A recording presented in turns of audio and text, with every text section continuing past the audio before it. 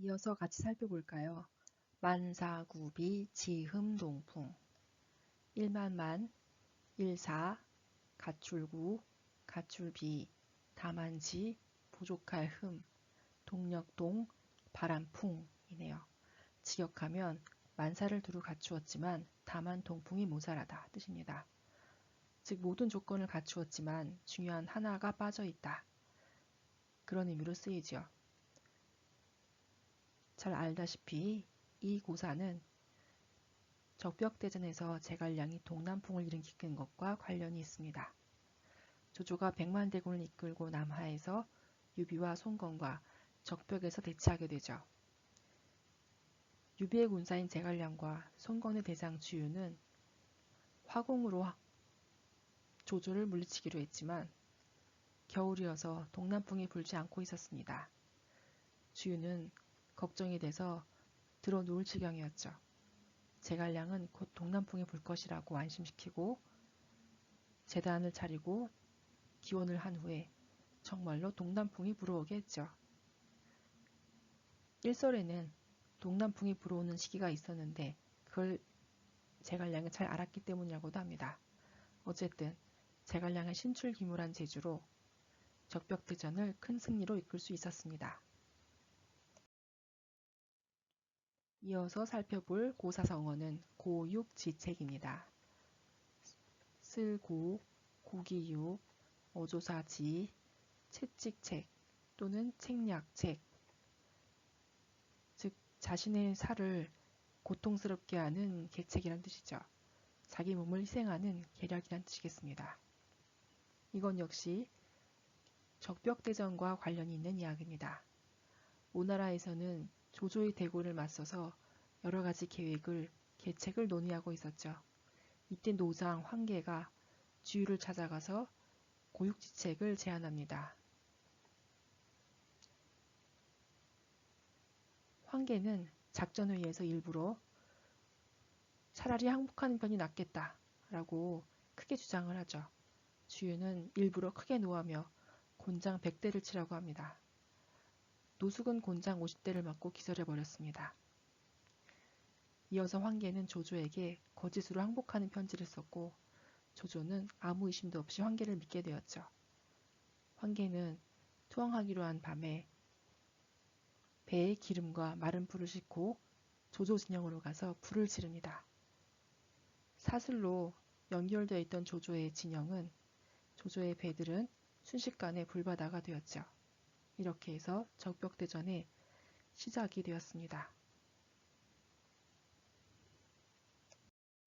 다음은 허허실실이라는 고사성어입니다. 빌허, 열매실. 직역하면 허와 실이 일정하지 않아 허한 듯이 실하고 실한 듯이 허하다. 즉 허하게 빈 곳처럼 보이지만 실하게 가득 차 있고 실하게 가득 차 있는 듯 보이지만 허하게 비어 있어서 짐작하기가 아주 어렵다는 뜻입니다. 이 허허실실은 실제로 병법의 이름이기도 하죠. 조조가 적벽대전에서 대패한 후에 유비와 송건 연합군에게 여기저기 쫓기고 있었습니다. 제갈량은 각 요지마다 장수들에게 지키고 있게 하였지만 관우에게는 아무것도 맡기지 않았죠. 관우가 조조에게 은혜를 베풀 것이라고 생각했기 때문입니다. 관우는 절대 그렇지 않겠노라 맹세했고 제갈량은 화용도에서 조조를 기다리도록 하였습니다. 제갈량은 관우에게 화용도에 매복하면서 연기를 피우라고 했는데 그러면 조조가 올 것이라고 했죠. 조조는 병법을 잘 알기 때문에 오히려 연기가 있는 곳에 아무것도 없으리라고 짐작할 것이라는 생각이었습니다. 과연 조조는 그 길로 왔죠. 조조가 목숨을 구걸하자 마음이 약해진 관우는 조조를 놓아주고 맙니다. 제갈량의 지략이 정말 대단하지요. 이어서 괄목상대 같이 살펴봅시다. 비빌괄, 눈, 목, 서로상, 마주할 대. 직역하면 눈을 비비고 상대방을 마주한다. 즉 변변하지 않았던 재주가 갑자기 탁월하게 되어서 눈을 비비고 다시 본다는 뜻이네요. 잘 알고 있는 고사성어였죠. 이것도 역시 삼국지에서 나온 것입니다. 오나라의 여몽이라는 장수는 집이 가난해서 글을 제대로 배우지 못했지요. 그렇지만 용맹이 뛰어나서 장군의 지위에 오릅니다. 어느 날 손권이 여몽을 불러서 글을 읽고 학문을 쌓으면 더 훌륭한 인재가 될 것이다 라고 권하였죠. 여몽은 그날부터 부지런히 책을 읽으면서 학식을 쌓아갔습니다. 어느 날 여몽과 오랜 친구인 노숙이 찾아옵니다. 이 노숙은 오나라의 책사이죠. 노숙이 여몽과 이런저런 이야기를 하다가 깜짝 놀랍니다. 노숙이 말하는 것마다 여몽이 척척 잘 대답했기 때문이지요. 노숙이 놀라면서 그 이유를 묻자 여몽이 이렇게 대답했지요. 사람이라면 헤어진 지 사흘이 지났을 때 눈을 비비고 상대를 쳐다볼 정도로 성장해야 하는 법이지. 여몽의 학습과 또 의지가 대단합니다. 이번에 살펴볼 성어는 게륵입니다. 게륵, 닭게, 갈비뼈 륵이죠. 보통 늑골이라고 하죠. 직역하면 닭갈비란 뜻이네요. 닭갈비는 뼈 사이에 살이 많지 않아서 먹자니 먹을 것이 없고 버리기도 좀 아까운 그런 것이죠. 이 게륵 이야기는 유비와 조조의 한중 전쟁 때 나온 이야기입니다. 한중 전쟁이 오래 지속되자 조조군은 식량이 바닥나고 사기도 떨어졌지요. 조조는 싸움을 계속해야 할지 고민하고 있었습니다. 어느 날 조조가 저녁 식사로 닭국을 먹고 있는데 하우돈이 들어와서 그날 밤에 쓸 암호를 묻죠. 조조는 무심코 닭갈비라고 해라고 이야기했습니다. 양수는 그 말을 듣고 곧 군대가 철수할 것을 알아차립니다. 게륵이라면 닭갈비 아닌가. 닭갈비는 버리기 아깝지만 먹을 것이 없지. 승상께서는 이 한중을 유비에게 주기도 아깝지만 취할 것도 없다 생각하시니 곧 철수할 것이네. 허둥대지 말고 미리 짐을 꾸려놓으라. 이 말을 듣고 군대에는 곧 짐을 꾸리느라고 소란스러워졌습니다. 조조는 자신의 심중을 알아챈 양수에게 놀랐지만 명령 없이 짐을 꾸리라는 말이 돌아서 기강을 어지럽혔다는 죄로 참소하였죠. 하지만 얼마 뒤 조조는 정말로 퇴각하였다고 합니다. 이번에는 7종 7금 공부해 보도록 합시다. 7칠 놓아줄 종, 7칠 사로잡을 금. 직역하면 7번 사로잡았다가 7번 놓아준다는 뜻이네요.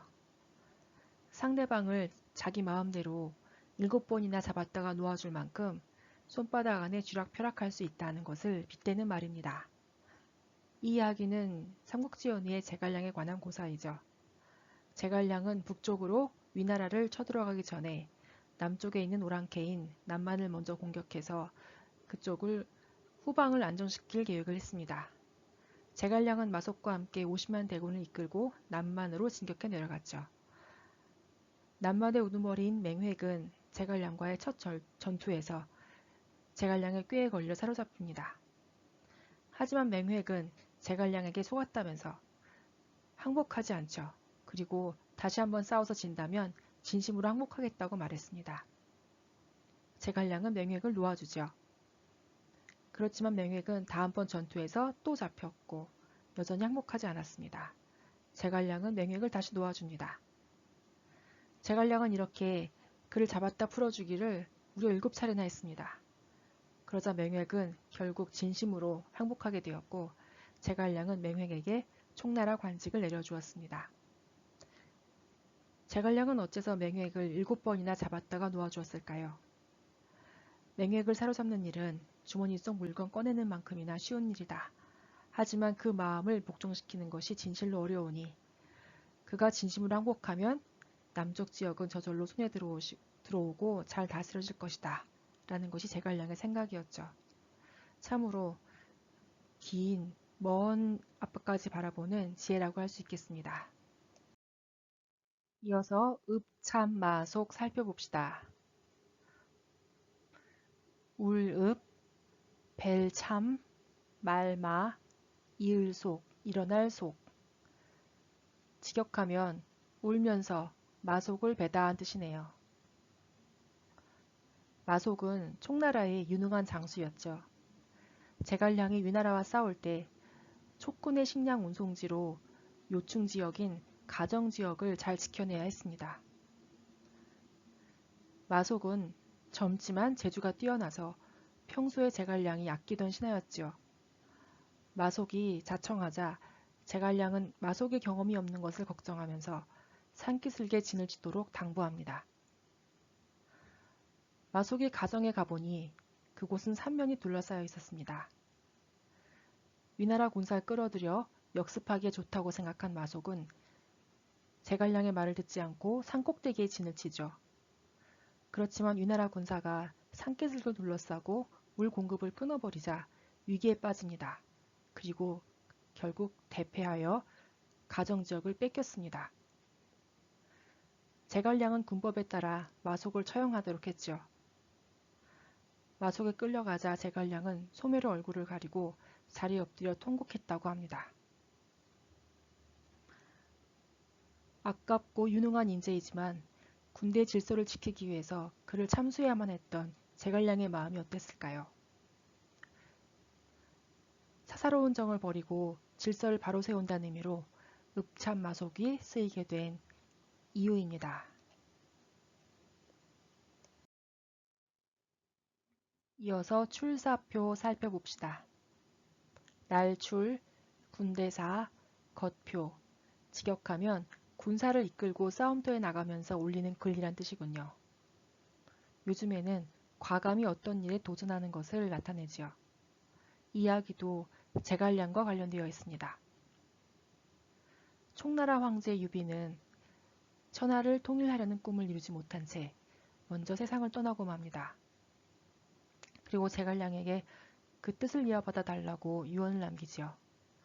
제갈량은 유언을 따라 5번이나 군사를 이끌고 북방으로 위나라 정벌을 떠납니다. 이 출사표는 제갈량이 위나라 정벌을 떠나면서 2대 황제인 유선에게 올리는 표문입니다. 이 표문에는 나라를 걱정하는 마음과 황제에 대한 충성, 그리고 천할 통일에서 백성을 구하려는 큰 꿈이 드러나 있습니다. 그 안의 문장들이 얼마나 절절한지 이 글을 읽고 울지 않은 이가 없다고 할 정도로 빼어난 문장으로 칭송받고 있습니다. 그 중에는 삼고철의 이야기도 간단히 나오네요. 일찍이 선제께서는 신을 비천하다고 여기지 않으시고 몸소 신이 사는 초가에 3번씩이나 찾아오시어 세상 일을 물으셨습니다. 신은 이에 감동하여 마침내 선제를 위해 힘써 일할 것을 맹세하였습니다. 어떤 일에 도전하는 것, 출사표. 우리도 출사표를 내봅시다.